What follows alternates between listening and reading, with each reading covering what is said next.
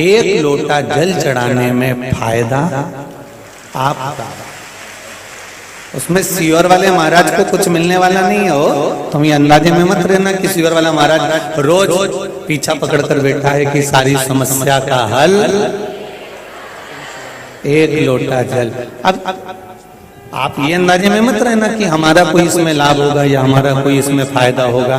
हम तो जैसे पुलिस वाले प्रशासन वाले बार बार सीटी मार कर कहते हैं हेलमेट कहाँ है, 500 रुपए जुर्माना लगेगा, हेलमेट लगाओ। उसमें फायदा तुम्हारा है, तुम्हारे घर पर तुम्हारे बच्चे इंतजार कर रहे हैं, तुम्हारे घर पर तुम्हारी धर्म पत्नी इंतजार कर रही है। हेलमेट लगाओगे, शरीर की हड्डी टूट गई तो कोई बात नहीं है, पर यह माथा की हड्डी टूट गई ना तो फिर जुड़ना मुश्किल है। इसलिए हेलमेट लगाना जरूरी है। प्रशासन वाले पीछे पड़े, पुलिस वाले पीछे पड़े कि हेलमेट लगाओ, हेलमेट लगाओ, हेलमेट लगाओ। तुम्हारे घर तुम्हारी पत्नी इंतजार कर रही है, तुम्हारे बच्चे इंतजार कर रहे हैं। सीट बेल्ट लगाओ, गाड़ी स्लो चलाओ जिससे तुम्हारे घर में तुम्हारी पत्नी तुम्हारे बच्चे तुम्हारा इंतजार कर रहे हैं, एक्सीडेंट ना हो उसका स्मरण रहे। उसी तरह जैसे प्रशासन पीछे पकड़ कर बैठती है कि हेलमेट लगाना जरूरी है तुम्हारी सुरक्षा के लिए, उसी तरह एक लोटा जल चढ़ाना जरूरी है तुम्हारी जीवन की सुरक्षा। वो बहुत जरूरी है।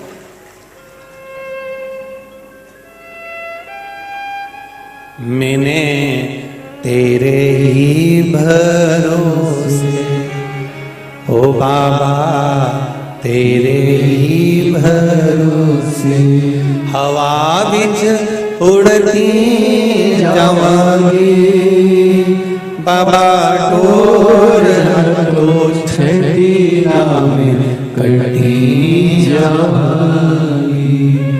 भोले मैं तेरी पतंग, शंभो मैं तेरी पतंग।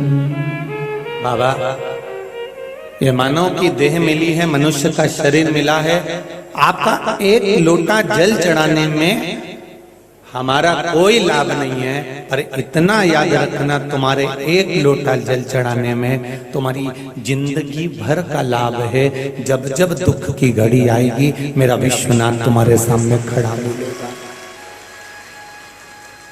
मेरा शंभू, मेरा शंकर, मेरा ओघड़दानी, मेरा विश्वनाथ आपके सामने खड़ा मिलेगा। जब जब दुख की घड़ी आएगी, जब जब तकलीफ की घड़ी आएगी, वो तुम्हारे सम्मुख में होगा, वो तुम्हारे सामने होगा। दुर्योधन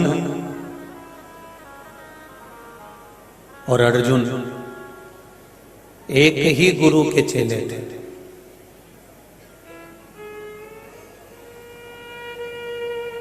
होता है, दो चेले जा रहे थे गुरुजी के यहां से, सुबह सुबह का समय था। दोनों में से एक चेले ने कहा, देख वृक्ष के ऊपर, पेड़ के ऊपर तोता बैठा है। वृक्ष के ऊपर तोता बैठा है।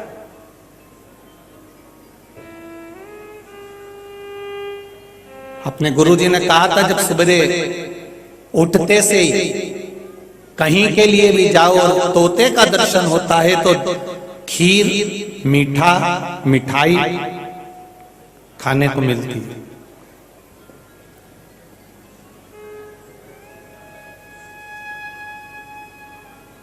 आज तोते का दर्शन हुआ है तो मिठाई खाने को मिलेगी, खीर खाने को मिलेगी। दूसरे मित्र ने कहा, तू सही कह रहा है कि गुरुजी ने कहा था कि तोता दिखे सुबह तो खीर खाने को मिलती है, पर मैं कहता हूं कि खीर तो मिलेगी पर कड़वी मिलेगी। उसने कहा ऐसा नहीं है, गुरुजी बोले हैं तो गुरुजी की वाणी कभी गलत नहीं हो सकती।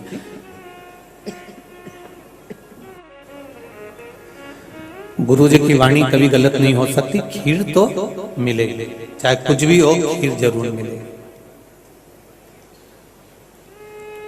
दोनों चले, आगे बढ़े और एक यजमान मिले और उन्होंने कहा, ब्राह्मण देवता आप मेरे यहाँ प्रसाद खाने चलिए, आज हमारे यहाँ चतुर्थी का उद्यापन है। एक ब्राह्मण ने दूसरे ब्राह्मण से कहा, देख ले, मैंने तेरे से कहा था ना कि खीर खाने को मिलेगी, जजमान आ गया, चलो भोजन करने।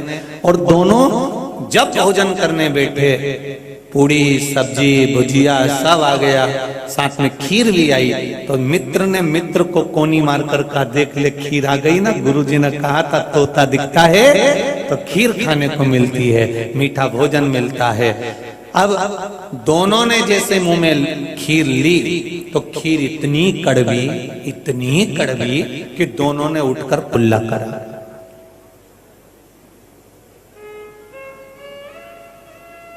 मित्र ने मित्र से कहा, मित्र एक बात बता, अपने गुरुजी ने कहा था कि सवेरे तोता दिखे तो खीर खाने को मिलती है, मीठा भोजन खाने को मिलता है, फिर ये खीर कड़वी कैसे हो गई? तूने कहा था कि कड़वी खीर मिलेगी, तू इतना विद्वान कैसे हो गया? उसने कहा, गुरुजी ने तोते को कहा था कि तोता दिखे तो मीठा भोजन मिलेगा, पर तोता नीम के पेड़ पर बैठा था, इसलिए मैं समझ गया कि खीर कड़वी मिलेगी। ये निश्चित था।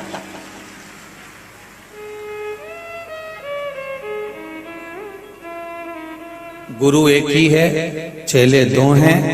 एक में विद्वत्ता इतनी थी कि तोता किस पेड़ पर बैठा है उसने वो देख लिया था और कह दिया था खीर कड़वी मिलेगी, और दूसरे ने देखकर कह दिया था कि खीर खाने को मीठी मिलेगी, क्योंकि गुरु ने उतना ही ज्ञान दिया था कि तोता दिखे तो समझ लेना कि खीर खाने को मिलेगी।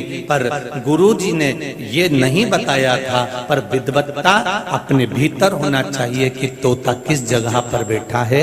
जैसे पहले आपको कहा कि मक्खी किराने की दुकान पर साबूदाने पर जाकर बैठ जाए, उसको तुल जाए, मक्खी की कोई कीमत नहीं होगी। मक्खी सब्जी के तराजू पर जाकर बैठ जाए, मक्खी की कोई कीमत नहीं होगी। पर वो मक्खी अगर सोना तुल रहा है और सोने के ऊपर जाकर बैठ जाए तो मक्खी भी 5000 की हो जाएगी। ये बैठने की जगह पर मालूम पड़ता है कि वो बैठ कहाँ रही, वो किस जगह पर बैठ रही है, किस स्थान पर बैठ रही है, किस जगह पर वो मक्खी बैठ रही है, ये उसके ऊपर निश्चित करता है।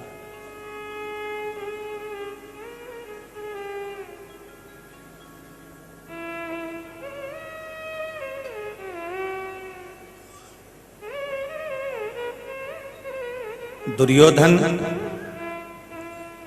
और अर्जुन ये दोनों एक गुरु के चेले हैं, एक ही गुरु की।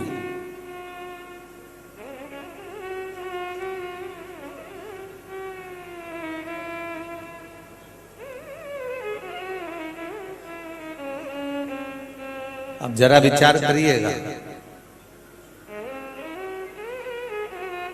एक हार रहा है और एक जीत रहा है। कारण क्या है? क्योंकि दुर्योधन और अर्जुन भले एक गुरु के चेले हैं, पर अर्जुन ने बाल्य अवस्था से ही भगवान की शरणागति ग्रहण कर कर रखी थी, इसलिए उसकी जीत निश्चित थी, इसलिए वो जीत रहा था और दुर्योधन हार रहा था। अर्जुन जीत रहा है, दुर्योधन हार रहा है, क्योंकि गुरु भले एक हो पर उसकी शरणागति का सुख, उसकी शरणागति का स्मरण क्या है। क्यों कहते हैं आपको कि आप रोज एक लोटा जल भगवान शंकर के मंदिर में जाकर चढ़ाया करो?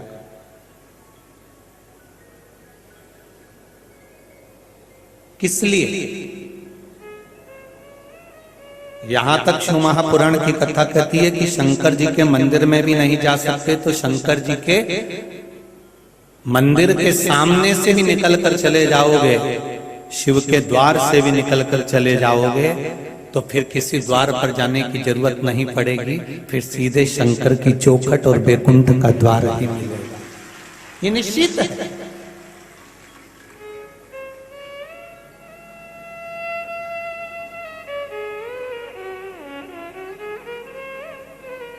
दुख कितना भी हो, कितनी भी तकलीफ, कितना भी कष्ट हो। एक पत्र आया है, उस पत्र में किसी ने लिखा है, देखिए।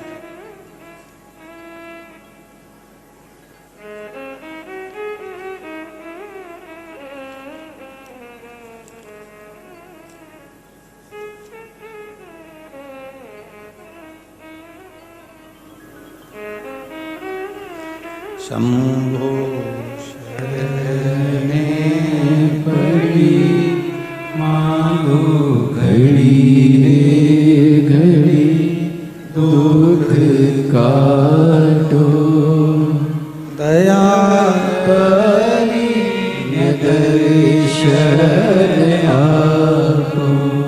बबीता देवी पता उत्तर प्रदेश मुरादाबाद कल्की धाम से आई हैं। वहीं बैठी हो तो हाथ हिलाइएगा, जहां कहीं बैठी हो आप ही हैं, दोनों हाथ हिला दो। श्री शिवाय नमस्तुभ्यं।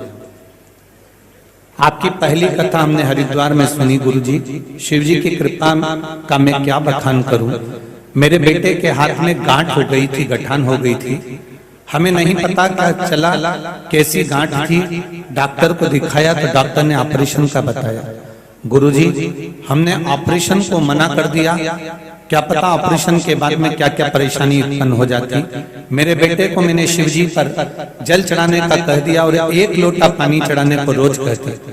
मैंने आपकी कथा हरिद्वार में सुनी थी और आपने बेटे से कहा कि 1 लोटा जल और बेलपत्र चढ़ाना शुरू करो, और जल चढ़ाकर बेलपत्र चढ़ाने के बाद बेलपत्र और जल का आचमन करना प्रारंभ करो। उस जल को गांठ पर लगाना प्रारंभ कर दिया। गुरुदेव केवल 20 दिन निकले और बाबा की कृपा से मेरे बेटे के हाथ की गठान गल गई। मैं बाबा को यहाँ धोख लगाने के लिए मुरादाबाद से आई। श्री शिवाय नमस्तुभ्यं। बाबू बैठिए। हर हर महादेव। शिव कृपा।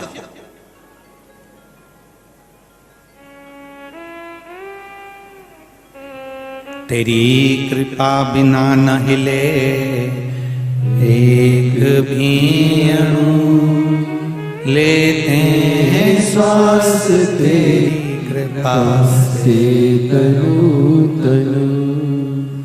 बखान क्या करूं मैं राखों के ढेर का, चपटी बबूत में खजाना कुबेर का। ये हमारा विश्वास, ये हमारी दृढ़ता, ये हमारा मन का भाव, ये हमारा विश्वास प्रबल है, हमारी दृढ़ता प्रबल है। हम शिव भक्ति में लगे हैं, हम भगवान शंकर के स्मरण में लगे हैं, हम भगवान शंकर की भक्ति का रसतत्व ग्रहण करने में लगे हैं। फिर कहूंगा मैं आपको, आप मंदिर भी नहीं जा सकते भगवान शंकर के, तो उसके द्वार के सामने से निकल कर चले जाइए।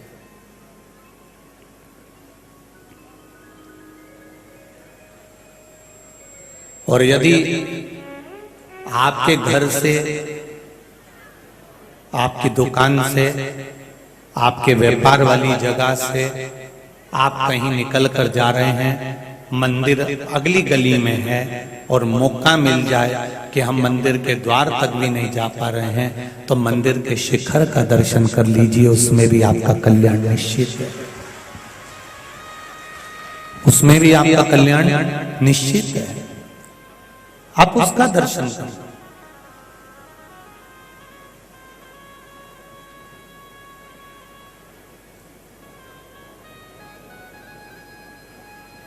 जितने व्रत, सारे वेद पुराण शास्त्र उठाकर देखिए, जितने व्रत आप करते हो,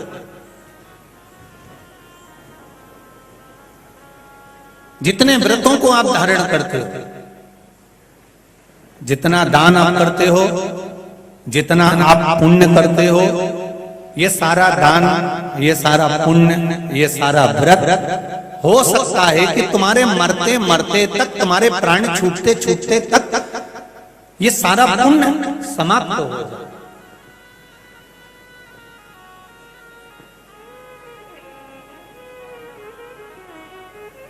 प्राण छूटते छूटते तक हो सकता है हमारा पुण्य समाप्त हो जाए, क्योंकि रीत है 10,000 रुपए महीना आप कमाते हो और 10,000 रुपए महीना कमाने पर एक गैस की टंकी लिया, 1,500 रुपए उसमें चले गए, बिजली का बिल भर दिया 1,500 उसमें चले गए, बच्चों की फीस भर दी 1,500 उसमें चले गए, खाने का सामान लिया 1,500 उसमें चले गए। 10,000 रुपए महीना तुमने कमाया, पर तुम्हारा खर्च भी तो देखो कि कितना हुआ, ऊपर से कर्जा बढ़ते गए।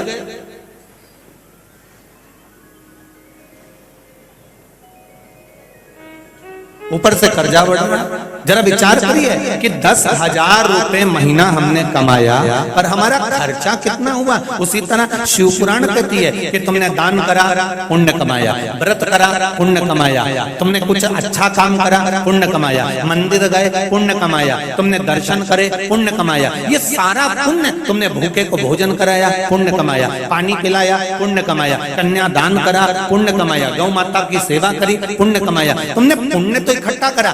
10,000 रुपए महीना तुमने कमाया तो सही, पर तुमने खर्चा भी देखो, किसी को गलत दृष्टि से देख लिया पुण्य कटने लगा, खर्चा तो जा रहा है। किसी को अपशब्द बोल दिए, झूठ बोल दिए, प्रपंच कर लिया, आड़ा टेढ़ा बोल दिया, कहीं कुछ कह दिया, ये हमारा पुण्य धीरे धीरे धीरे धीरे समाप्त होते चले गया। मरने का समय आया तब तक पुण्य एकदम समाप्त हो गया।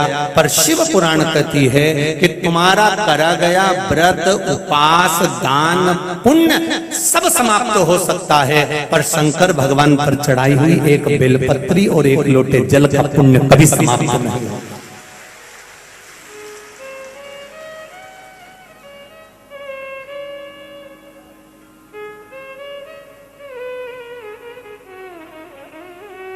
ये वो बीमा है जो जीवन के साथ भी है और जीवन के जम के जरा बोलो, जीवन के बाद भी है। ये वो बीमा है, एक बेलपत्र एक लोटा जल, ये वो बीमा है कि तुम्हारे जीवन के साथ भी चल रहा है, तुम्हारी जिंदगी को संवारने का काम भी वही कर रहा है। और अंत समय में भी वही संवारेगा। अंत समय प्रभु आना पड़ेगा, वचन दिया तो निभाना पड़ेगा। आए ना आए प्रभु कुटुंब कबीरा, अंत समय प्रभु आना पड़ेगा, वचन दिया तो निभाना पड़ेगा। हे मेरे भोलेनाथ, अंतिम बिंदु में अंतिम समय में, अंतिम बिंदु में अंतिम चरणों में आपका आना जरूरी है, बहुत। कोई आएगा ना आएगा, पर आप आ जाए बहुत।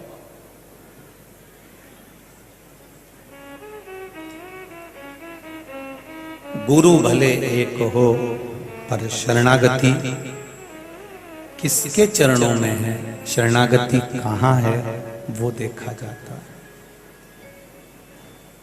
अभी आप लोग काशी में कथा सुनने के लिए आए हो, और वो भी शिव महापुराण की कथा सुनने के लिए आए। पर एक बात हम कहें आपको, हमको तो ऐसा लग रहा है कि कथा आप नहीं सुन रहे हो, कथा तो मेरे विश्वनाथ को सुनना थी, इसलिए उन्होंने कराई है। ये कथा तो मेरा बाबा, मेरा उघड़दानी, मेरा त्रिकालदर्शी, मेरा कैलाशी, मेरा अविनाशी, मेरा शंभु, मेरा शंकर सुन रहे हैं, इसलिए उन्होंने कराई है महाराज। ये शिव कृपा।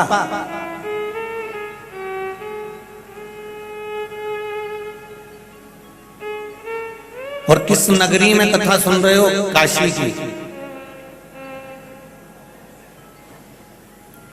कबीरदास जी, तुलसीदास जी, जगतगुरु शंकराचार्य जी, जितने भारत की भूमि के विद्वान से विद्वान, विद्वत से विद्वान संत जितने भी हुए हैं, इस काशी की धरा, इस काशी की भूमि पर, इस काशी की धरा पर आकर उन्होंने विद्वत्ता को प्राप्त करा है और भगवान का साक्षात दर्शन किया है। ये कोई साधारण सी धरा नहीं है काशी।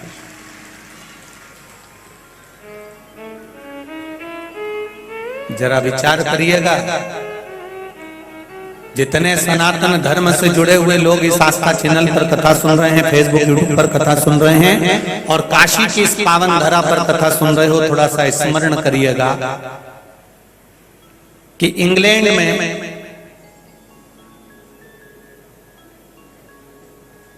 1811 में पहला स्कूल खुला था। कहां पर? जम के बोलो जरा सा। इंग्लैंड में 1811 में, सन 1811 में पहला स्कूल खुला था। और जब 1811 में इंग्लैंड में पहला स्कूल खुला था, उस समय में भारत में 7,32,000 गुरुकुल थे। जरा विचार करिए।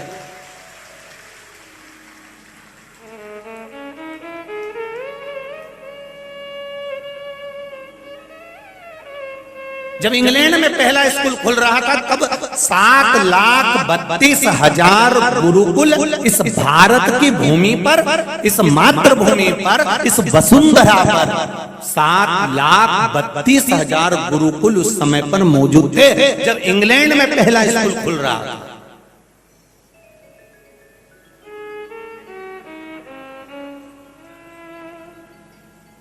इसीलिए इसको भारत माता कहते हैं।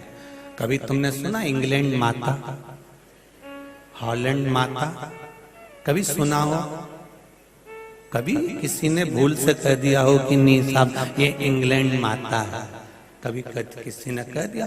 तो किसी कोई कहे ना कहे, पर मेरी भारत की भूमि सभ्यता और संस्कृति और संस्कारों की देने वाली है, इसलिए माता है। 1811 में पहला स्कूल इंग्लैंड में खुला था। उस समय पर 7,32,000 गुरुकुल इस मातृभूमि पर, इस भारत की भूमि पर विराजमान थे। कल हमने अखबार में पढ़ा तो हमको बड़ा प्रसन्नता हुई। और कई लोग कहते हैं आप व्यासपीठ से नेताओं के नाम मत लिया करो, पर कुछ अच्छा कर जाते हैं इसलिए बोलने में आ जाता है। कल हमने अखबार में पढ़ा तो आदरणीय अमित शाह जी को धन्यवाद देंगे जिन्होंने मेडिकल की पढ़ाई को अंग्रेजी की जगह हिंदी में करने का निर्णय ले लिया। पत्रकार महोदय भी बैठे हैं यहाँ पर, सभी को मेरा वंदन। अखबार में पढ़ा तो मालूम पड़ा। बहुत बहुत धन्यवाद देंगे अमित शाह जी को जिन्होंने ये निर्णय लिया कि अब मेडिकल की पढ़ाई भारत की भूमि पर अगर हो तो हिंदी में हो, क्योंकि ये हमारे भारत की निशानी है। मस्तक पर बिंदी और मुख में हिंदी, ये मेरे भारतीय का प्रतीक है।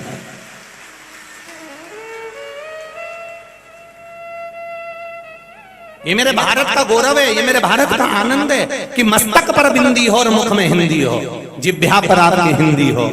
एक आनंद की अनुभूति करा देता। हम बहुत बहुत साधुवाद धन्यवाद देंगे, बहुत साधुवाद।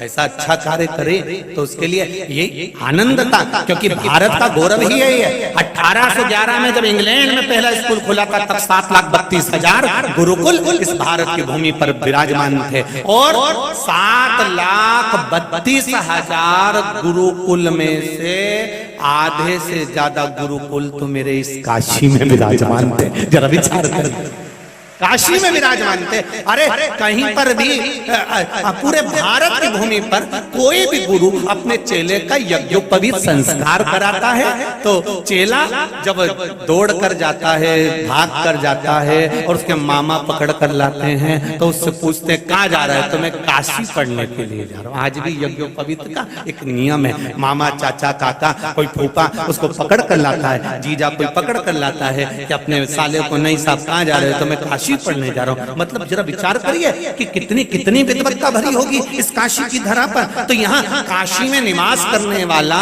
एक रिक्शा चलाने वाला हो, साधारण से साधारण व्यक्ति हो और विद्वान से विद्वान व्यक्ति हो, उनके चरणों को मैं नमन करता हूँ कि आपकी साधुता को नमन करता हूँ जो आप काशी में विराजमान विद्वान से विद्वान।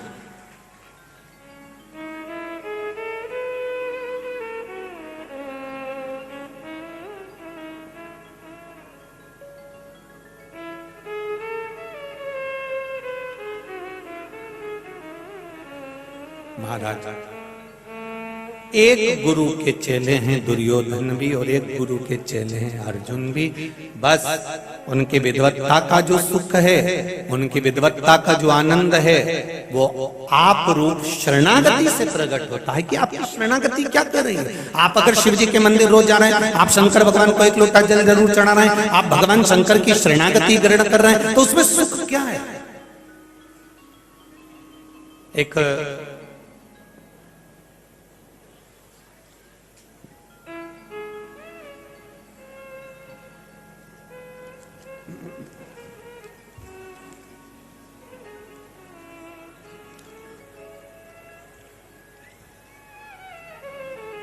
सुरेंद्र चौधरी, दीवान मोहल्ला हमाम, परतन सिटी, दीवान मोहल्ला हमाम, पटना सिटी, पिन नंबर 80008, जिला पटना, बिहार से आया हूं। कहीं बैठे हो तो हाथ हिलाइएगा जरा। जो आप ही हैं, पटना से आए हुए हैं सुरेंद्र चौधरी। इन्होंने पत्र में लिखा है,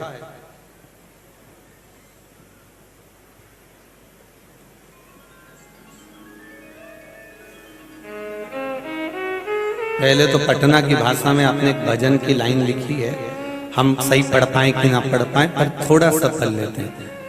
छाला पड़ेला कांटा गरेला, चहलो पर भी जब पग ना उठेला, लागेला खुद ही रास्ता चलेला, वह ऐसी महिमा तोहार है भोलेनाथ।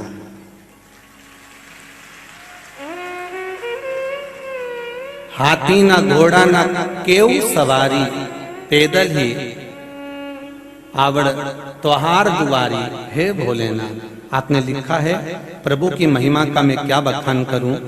इस गणेश चतुर्थी को हमारी पत्नी के मौसी जी के साथ एक ऐसी घटना घट गई कि उनके प्राण, उनके लीवर में स्टोन था, दर्द उठा और वो जमीन पर गिर गए। सब रुआई चालू हो गई, सब रोना चालू कर दिए। उस समय पर मेरी धर्म पत्नी भी वहीं पर विराजमान थी। उन्होंने श्री शिवाय नमस्तुभ्यम का जाप करना प्रारंभ करा और बाबा की कृपा से मौसी जी को होश आया और बाबा की कृपा से अब वो बिल्कुल ठीक हैं। ये शिव जी को मैं धोख लगाने आया हूं। गुरुजी, रुद्राक्ष शिव महापुराण की कथा में हम हमारी पत्नी के साथ 1 मार्च 2022 से पूरी कथा आपके यहाँ शिवहर सुने हैं, कुबेरेश्वर धाम में सुनी थी और बाबा से विनती करके आया था कि बाबा ऐसी सामर्थ्यता देना कि एक बार शिव महापुराण की कथा हम पटना बिहार में करवा सकें। आज बाबा की कृपा से लगभग सभी व्यवस्था हो चुकी है। जगह की परेशानी थी, पटना जैसे शहर में बड़ा जगह कहां उपलब्ध हो, एक बड़ी चुनौती थी, पर बाबा ने वो भी उपलब्ध करवा दी है। पटना के बेरिया इंटरनेशनल बस स्टैंड के पास ऐसी बड़ी जगह हमको उपलब्ध बाबा ने कराई है, जहां पर हम 10 लाख लोगों को भी कथा सुना सकते हैं, एक साथ बिठाकर कथा सुना सकते हैं। बाबा, मैं पटना से काशी तक पैदल शिव महापुराण की कथा लेने आया। आ जाओ बाबू, जरा दौड़ के आ जाओ। आइए, एक रुपट्टा भी भेजा है, अगर आप धारण करेंगे आप ही पिना जाओ। आ जाओ, सामने से आ जाओ। पटना बिहार से मैं पैदल काशी की धरा पर कथा लेने के लिए और बाबा को प्रणाम करने आया। एक बार जोरदार ताली बजाएं दोनों के लिए।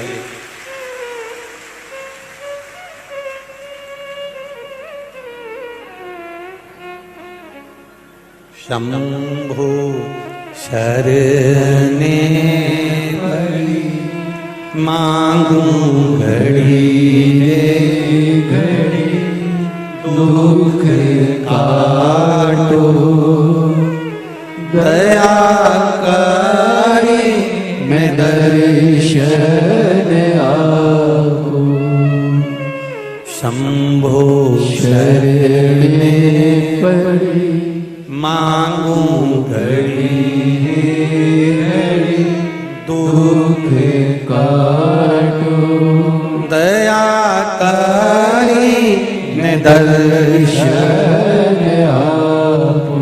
ये शिव कृपा, आपका विश्वास, आपकी दृढ़ता, आपका भरोसा, आप जिस भाव में भगवान शंकर को रिझाएंगे, ये मेरा विश्वास कहता है कि शिव आपके पास दौड़कर जरूर आएंगे। ये निश्चितता।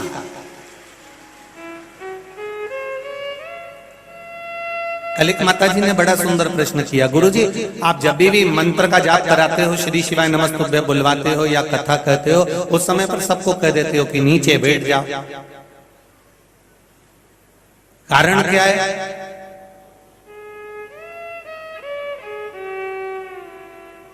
क्यों कहते हो कि जब कथा सुनो या मूल मंत्र का जाप करो तो नीचे बैठ जाओ? खड़े खड़े अगर मंत्र बोलेंगे तो असर नहीं करेगा। तो उनसे निवेदन है, यहाँ आप जाएं विश्वनाथ बाबा के दर्शन करने के लिए, तो बहुत सारी छोटी छोटी इडली की दुकान, पोहे की दुकान बहुत सारी, वहां पर जाकर देखना, उन्होंने पोहा बनाकर गरम भगोने पे रख दिया है। क्यों?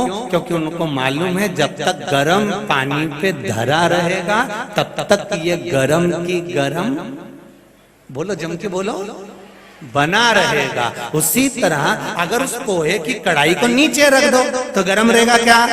नहीं, पर उस गरम पानी के भगोने पर रखा तो वो गरम की गरम बना रहा। उसी तरह जब हम कहीं बैठते हैं, आसन लगाकर बैठते हैं, आसन पर बैठते हैं, तब तक हम परमात्मा के बने की बने रहते हैं। इसलिए कहते हैं कि नीचे बैठकर कथा का रसतत्व ग्रहण करें। नीचे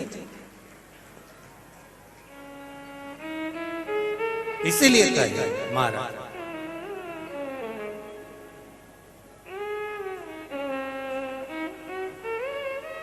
एक तेरे ही भरोसे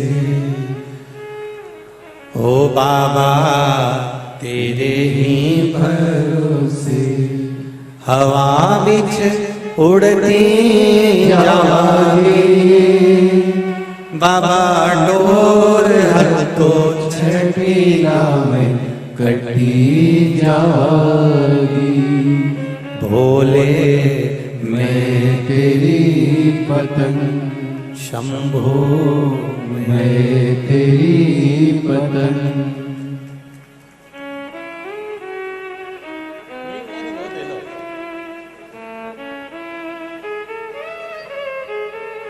आई आई रोइए मत, अब तो बाबा ने बुला लिया, इससे बढ़कर और क्या चाहिए?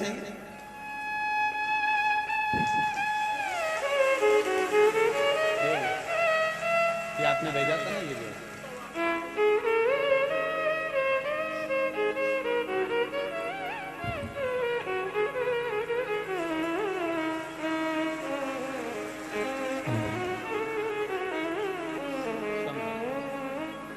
पहले तो रोना बंद करो।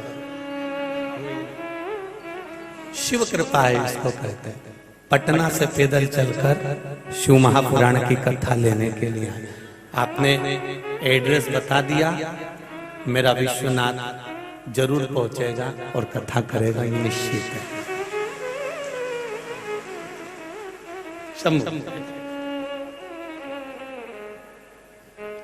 मेरे भोले तेरा सहारा है,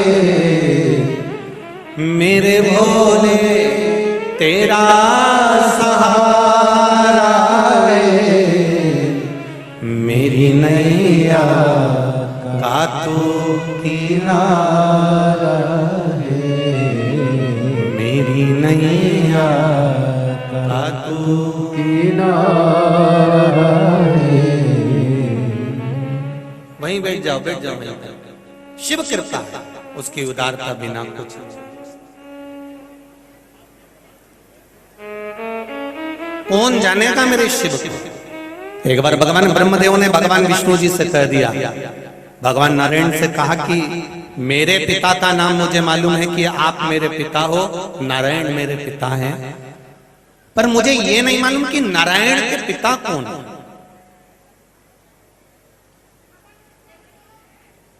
भगवान विष्णु के पिता कौन है ये मुझे नहीं मालूम।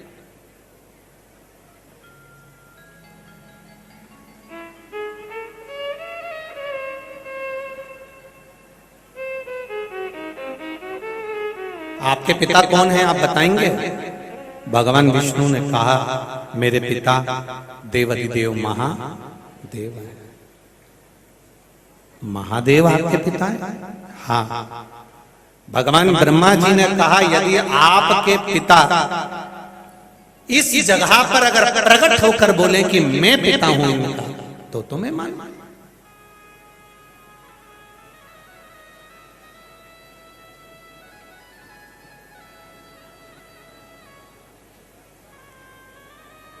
परीक्षा लो, पर एक निवेदन है,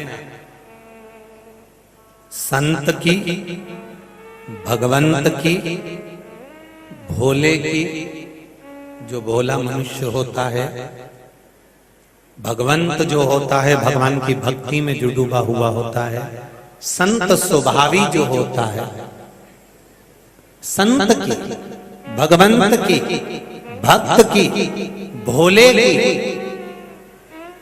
कभी परीक्षा में, भगवान की कभी परीक्षा में। परीक्षा अगर लेना है तो संसार वासियों की लो, मना नहीं है। दुनिया में बहुत लोग बड़े हैं जिनकी परीक्षा ली जा सकती, पर कोई भोला है, सरल, सहज,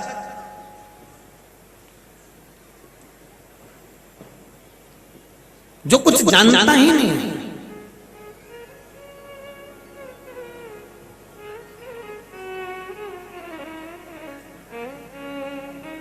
उसकी परीक्षा नहीं।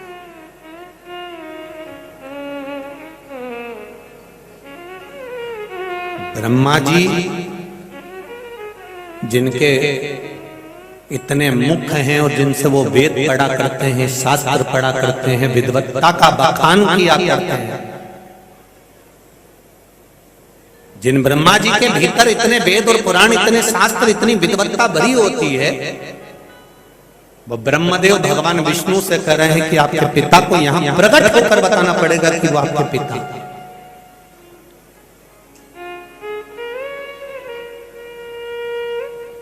भगवान विष्णु ने कहा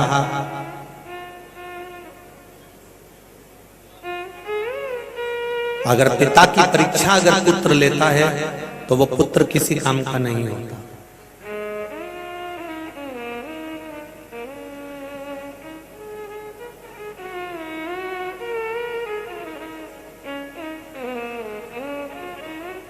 घड़ी आप अपने हाथ में बांध सकते हो, घड़ी हमारे हाथ में होती है, पर अच्छा और बुरा समय हमारे हाथ में नहीं होता। होता है क्या? घड़ी हाथ में होगी, घड़ी हाथ में बांध सकते हो, घड़ी हाथ में पहन सकते हो, घड़ी को हाथ में रख सकते हो, घड़ी हाथ में है, पर समय हमारे हाथ में नहीं है। कब वो अच्छा समय देगा और कब बुरा समय देगा वो महादेव के हाथ में।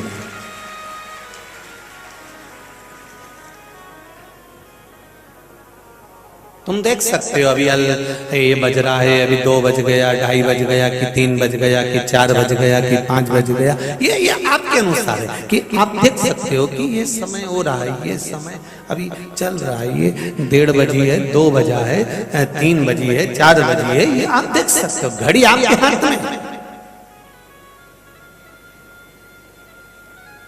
पर समय मेरे महादेव के हाथ में है, इसलिए उन्होंने काल चक्र को अपने हाथ में रखा। इसलिए महादेव का एक नाम है महाकाल। काल को अपने हाथ में वश में कर रखा है। वो देव आदिदेव महादेव हैं, जिन्होंने हाथ में अपने काल को, समय को बांध कर रखा है। घड़ी आप पहन लो, घड़ी आप रख लो हाथ में, उससे कोई फर्क नहीं पड़ता, पर समय अच्छा और बुरा लाना मेरे महादेव के हाथ में है। अगर ये घड़ी पहनने वाले हाथ से, ये हाथों से जिस पर हम घड़ी पहन रहे हैं, घड़ी धारण कर रहे हैं या घड़ी अपने हाथ में रख रहे हैं, उनसे निवेदन है कि घड़ी तुम कितनी भी अच्छी वीआईपी ने, हीरे की ने, सोना की ने, चांदी की, तुम कितनी भी पहन लो, पर समय बनाने वाला मेरा देवाधिदेव महादेव है। इसलिए इन घड़ी पहने हाथों से शंकर जी पे जल चढ़ाते रहोगे तो ये निश्चित है कि वो तुम्हारा समय भी अच्छा लाता रहेगा, बदलता रहेगा, खुशियां देता रहेगा। समय बोला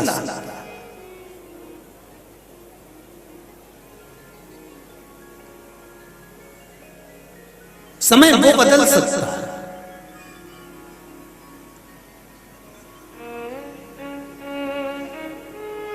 एक बात पहले कही थी कथा में, आज फिर कह रहे हैं। हलवा बनाने में, सीरा बनाने में, हलवा बनाते हैं, सीरा बनाते हैं, इसमें सबसे जरूरी चीज कौन सी होती है? हलवा बनाने में हमने पहले भी कहा था, इसमें शक्कर इतनी जरूरी नहीं है, आटा इतना जरूरी नहीं है, घी इतना जरूरी नहीं है, इसमें सबसे ज्यादा जरूरी है पलटा। क्या बोलते हो उसको यहाँ वाराणसी में, यहाँ काशी में? पलटा, जो चलाता है। वो पलटे का काम ही केवल इतना है कि नीचे से ऊपर कर देता है, ऊपर को नीचे कर देता है। और ये पलटा किसी देवता के पास नहीं है, ये पलटा मेरे महादेव के हाथ में है। वो कब नीचे से ऊपर पलट देता है और कब ऊपर से नीचे ले आता है, ये वो करता है।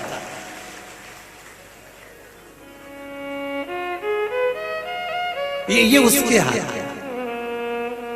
कब नीचे को ऊपर ला देता है, कब ऊपर को नीचे ला देता है। जैसे चावल, सब्जी, खीर ऊपर आके फुदक फुदक करना चालू करती है, इतनी देर में हलवाई आके उसको नीचे से ऊपर कर देता। और जैसे ही वो नीचे गया तो तपने लगा, चिल्लाने लगा कि प्रभु अपनी फुदकूंगा। बस यही भगवान का काम है क्या?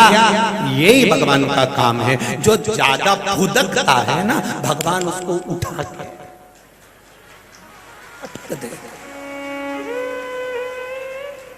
भगवान का काम क्या है? भगवान का काम इतना ही है, जो ज्यादा फुदके उसको ऊपर से लाओ नीचे, और नीचे तो जो नीचे तप रहे थे, बड़े कष्ट में थे, बहुत अग्नि में नीचे पड़े हुए थे, सारा की सारा आलू, सारा की सारा चावल नीचे पड़ा हुआ था। वो भी हाथ जोड़ रहा था, भोलेनाथ पलटा चला दो, भोलेनाथ पलटा चला दो, कब तक तपूंगा, कृपा कर दो। तो भगवान शंकर जी ने कहा तू चिंता मत कर, ऊपर वाला फुदकेगा, वो नीचे जाएगा, और तू बहुत तप लिया है, अब तू ऊपर आएगा। तो कहते हैं लोग कि घोड़े के भी दिन